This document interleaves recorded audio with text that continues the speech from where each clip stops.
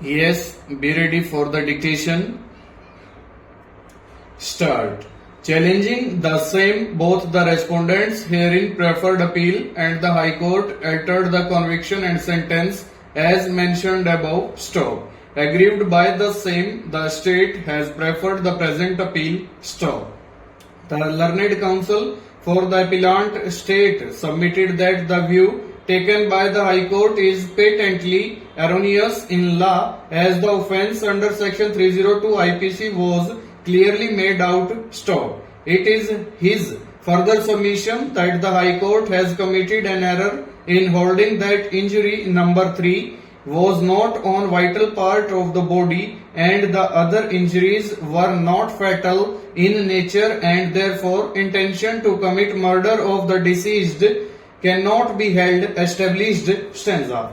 According to him, the accused attacked the deceased by hard and sharp weapons at the time of occurrence, resulting in his death, and the offence of murder is clearly made out. Stop. Per contra, the learned counsel appearing for the respondents supported the view taken by the High Court and submitted that the impugned judgment is sustainable in law. Stop. The respondents have not challenged their conviction. Stop. The trial court, as already noticed, had convicted the respondents of the offence of murder. Stop. The High Court has disagreed with the trial court and held the offence was not murder but one under section 304I of the Indian Penal Code. Stop.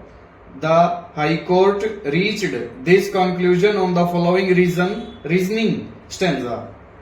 On perusal of the evidence of Dr. Ashok Kumar Jain, PW6, it seems that injuries number 1 and 2, which were caused on right and left cheeks of deceased by sharp-edged weapons, were not grievous. Stop. Similarly, injury number 4, which was an incised wound on the occipital region of the skull, was bone deep. Stop. Though there was bleeding from it, but the bone was not found cut. Stop. Injuries number 5 and 6 were respectively swelling and abrasions on shoulder and chest.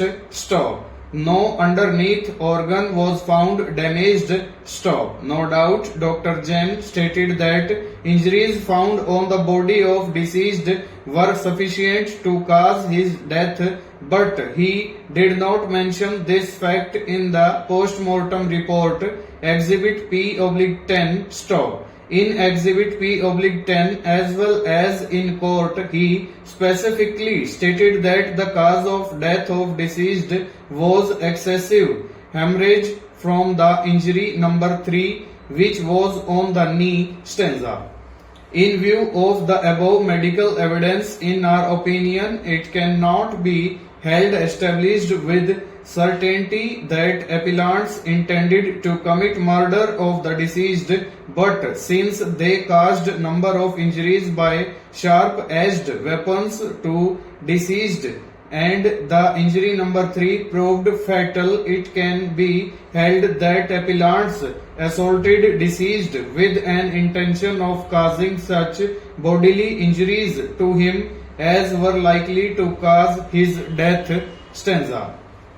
These appeals by special leave have been preferred by State of Madhya Pradesh against common judgment and order dated 14/12/2011, passed in criminal appeal numbers 92/2002 and 106/2002. Stop. By the impugned judgment and order, the High Court has partly allowed criminal appeals preferred by the 3 accused, namely Rajaram, Udayban and Hakim Singh, respondents in these appeals, so as to convert their conviction under section 307 of IPC for Rajaram and under section 307 read with section 34 of the IPC for the other 2 appellants into one under section 326 for Rajaram and 326/34 for the other 2. Full stop. Over.